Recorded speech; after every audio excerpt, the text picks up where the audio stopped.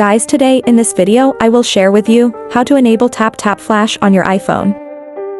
If you don't know this iPhone features, let's see how to enable. Open your iPhone settings. Scroll down and tap on Accessibility. Scroll down and tap on Touch.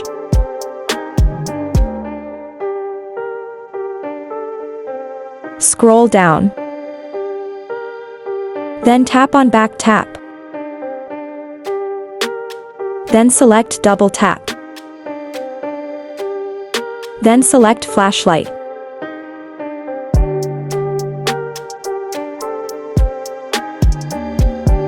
Tap Tap Flash already enable on your iPhone.